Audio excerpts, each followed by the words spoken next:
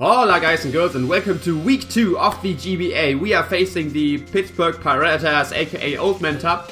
And yeah, let's, before I go into team preview and stuff, the usual shoutouts. Shout out to Kino for the layout, shout out to Isaac. I forgot him last time, now I will definitely shout him out. I shouted him twice. Shout out to Isaac and Isaac again for the thumbnails. He's doing all the thumbnails with GBA and they're looking awesome. Shout out to you, mister. Next up, we got Slyroh again. Thank you for joining my team. I hope it will be as wonderful as the last time. And as last, we got RhyQuinn, because for recording my match for me today again. Like always, the links to all of these fine people will be in the description, so you give them a thanks from me. And yeah, let's hop into the team preview. We got, you can see my team here. If you want more insight of my team, I uploaded a team builder yesterday. Link to it in the description too. But for those who don't have the time or like just don't want to watch, they just don't watch. That's like wanting and watch together. It's watch. No, who doesn't want to watch this? Here is my team. First up, we got Scarf Cobalion, physically defensive Slow King, Assault Vest, offensive Sand Slash, physically defensive Tangrowth, Life Orb, offensive Scolipede, and Pursuit Trapping, Mega Absol. That's basically my team. For more insight, like I said, go to the team builder. You can see my thoughts and yeah, what threats on top team are and blah blah blah. Basically a lot of blah blah blah. But okay, into Top Smash. He basically brought what I thought. We have the Sand Offense Core, we have the Thunderous, we have the Jellicent, which are like the biggest problem. The Mega Pirattatas, the Thunderous, and the Jellicent. He brought Arcanine and Celebi. I honestly expected Kyurem and Ambipom. But yeah, I don't know what to expect from Celebi. It can do various things, of course, like the defensive ones are more common, but we had League format. I don't really know what to expect from it. Of course, I have Scolipede, I have Single Beam on Slow King, I have Knockoff and stuff on Mega Absol, so it shouldn't be too much of a big deal, but like I said, Celebi can do various stuff, so I'm a bit scared what this thing can do. And Arcanine, looking at this team, I was honestly expecting like maybe a defensive Intimidate set, because looking at his team, he doesn't really have a switch into Mega Absol. Barring Tita to a knockoff, but this thing just dies to superpower if it's the standard offensive set. So I was expecting maybe a defensive Arcanine to handle my Absol, because I don't really have coverage with this. Technically, I mean I have Stone Edge of course, but yeah, that wouldn't help with much with this team. But yeah, these are basically my thoughts. My plan, like I saw the team builder probably, was to lead off with Cobalion and get up rocks and bluff not having the Scarf like George did me last time. And yeah, that's basically what I will do. Let's hop into the match. I will lead with Cobalion. Let's go right into that. Tub is issuing the challenge, and let's go for our second win. The first division win, by the way, very important match. Like I said, I lead with Cabra, he leads with his Thunderous, Uzea. And I have no idea if this thing is scarfed or not, so I don't want to risk anything. I switch straight out into my Sand Slash, which is my dedicated switch to this. And he goes for the Focus Blast. Glad I didn't stay in. I don't know if he's scarfed yet. I didn't want to risk anything with Cabra because it's still very good with the Mega Pirattatas and stuff. Because I take that very well. I know I can take HP Ice. He still goes for it, like me with Stone Edge. Please hit. Please hit the Stone Edge. This is all the damage I need for you to do, Sasha. I go for Stone Edge and I hit. It sadly did not KO right away, but it's good damage. It's all the damage I need. After I get up rocks, this thing is basically dead. It's of course a Sucker Punch range 2 from Mega Absol, so Sasha, you did your job, but I was predicting HP Ice here because Focus was kill, so I can go into my Scarf Cabra, basically revealing that I'm Scarf, because why would it switch it in otherwise? And here I make a pretty risky play next. Iron Head or Close Combat would kill, but he has a very safe switch in Jellicent. And I think he would try to preserve his Thunderous, because it outspeeds close to my whole team, it gets the Thunder Wave stuff, of course not to Mega Absol, but it does a lot of work. And he switches out. Thank God he did switch out. I go for the Wolf Switch, predicting a switch out into Jellicent. He does right that, and this is my chance. This is my chance to Pursuit Trap this thing. My plan all along to Pursuit Trap this thing and get it out of the way so my team can work. Because this thing, it walls my Cobalion. It's a pain to take down with all my other ones. I go straight to Mega Emo. I was a bit iffy here to go for Pursuit right away, because I brought it last time, and if he stays in, he can maybe attack me, but like Jellicent doesn't really have coverage to OHKO me, so Pursuit was rather a safe play. Like, he could run maybe HP fighting, I guess. He has shown the leftovers, so it's not an offensive set, or at least not, I don't expect an offensive leftover set, like with Hydro Pump or something like this. But yeah, I can just go for Pursuit. He tries to switch out. I catch on Pursuit, and it KOs straight away. Jellicent out of the way, Pursuit Trapping, number 2 for Mega Absol. Amazing work from your Mega Emo, I'm proud of you. He goes into Pork Chop. I'm thinking that's basically a switch into Mega Absol, so maybe think this is maybe a defensive set, probably a defensive set. He will probably go for Flare Blitz to get damage on me. So I just go into my Sucker Bob, my Slow King. Physical defense, it should be able to take it on. But he goes for the Flare Blitz, and looking at this damage, that was more than I expect from a defensive set. I calc this, and this is an offensive Arcanine with non-attack boosting items, so E-Belt or Choice Scarf or something with it. So maybe it's a Choice Scarf set to outspeed my Mega Absol. I was not sure what the thing will do. I just go for Signal Beam here because I could take a Wild Charge in case he's not Choice. He's not Choice, goes for Wild Charge. I can take this.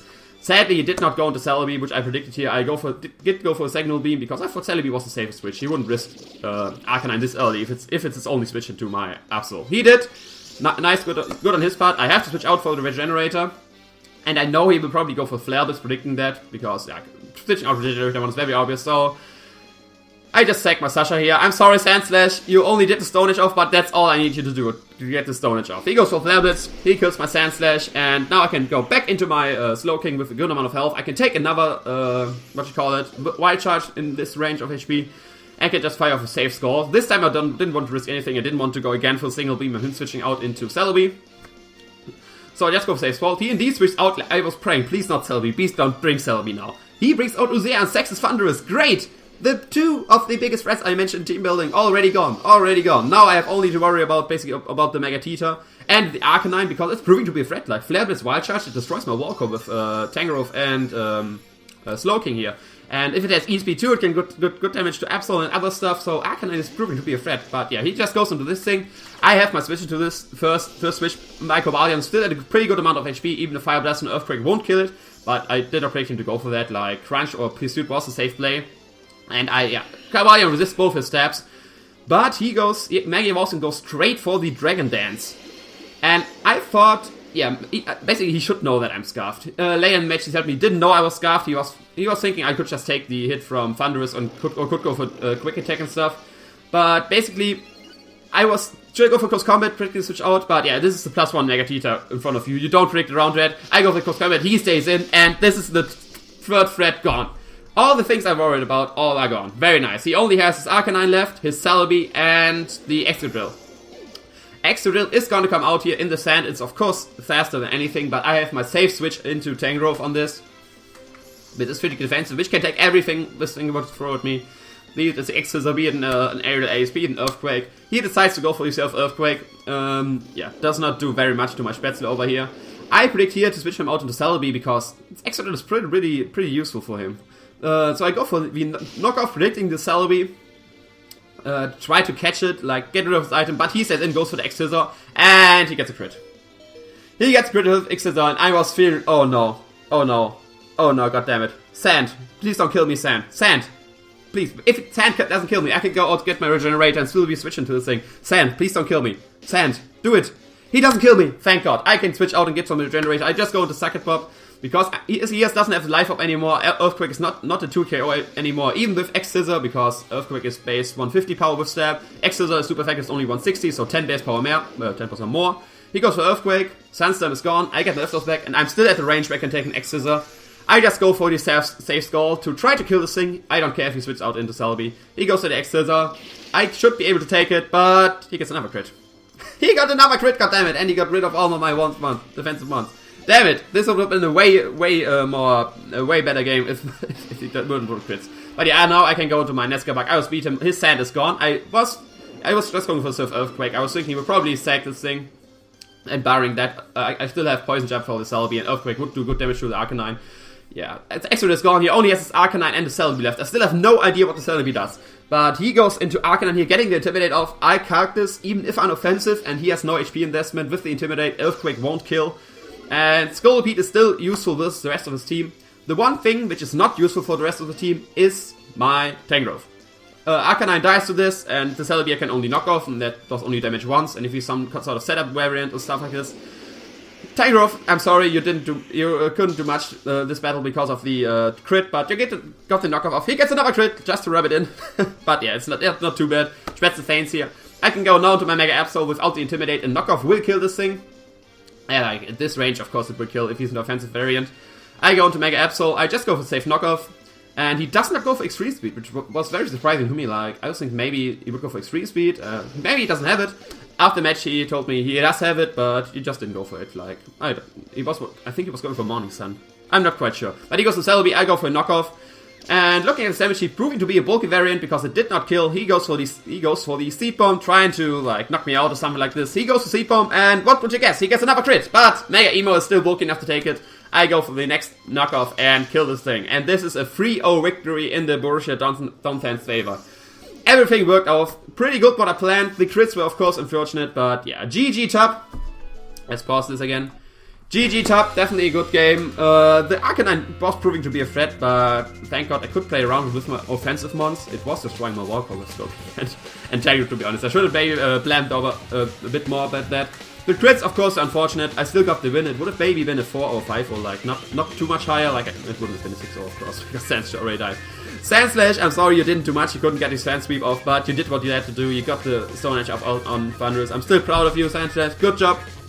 But yeah, definitely check out Tup. I will leave all his links in the description. He does, yeah, of course, watch his side of the battle, which will be exciting to see. And yeah, he does other content too. You can definitely look out for him. If you want to watch an old man doing Pokemon stuff, you yeah, should watch him. And what I don't even notice, if you're wondering why I'm wearing this weird outfit, like with the cape, with the belt, and with the red Q on my body, that's, yeah, I should probably told it at the beginning. I totally ignored that, but yeah, that's not my normal outfit I wear on Sundays.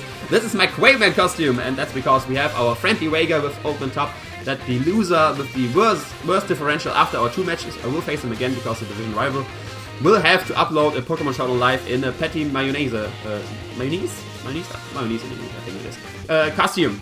And that will be very fun, like you have to put a wig on you and a dress. Petty Mayonnaise and Quayman are all characters of the Nickelodeon show Duck. If you don't know what Duck is, you should definitely check it out. It was a big part of my childhood. I loved it. That's why I have Quayman as a costume for Halloween and Carnival.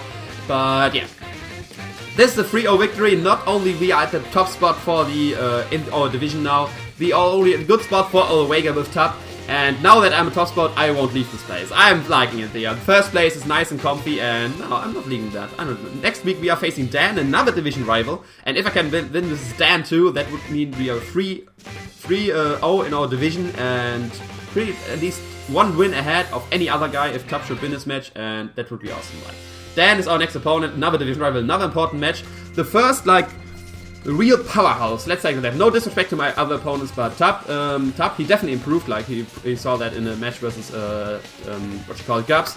But last season he wasn't that strong. He ended as the worst. He still has his hashtag worst to first, and I wish you good luck, but not in my division. You can get second and go into playoffs maybe, but yeah, you're not in first place.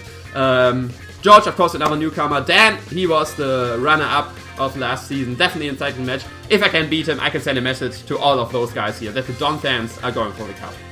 The Donphans are going for a cup. 3-0 win this cup. Again, GG. I'm starting to ramble a lot, and yeah, that's basically all I have to say here. Look out for the Donphans. They will go for the cup. I see you another time. If you like what you saw, leave a like, comment, subscribe, hit me on Twitter, Facebook, all the links on the description, and yeah, I will see you next week.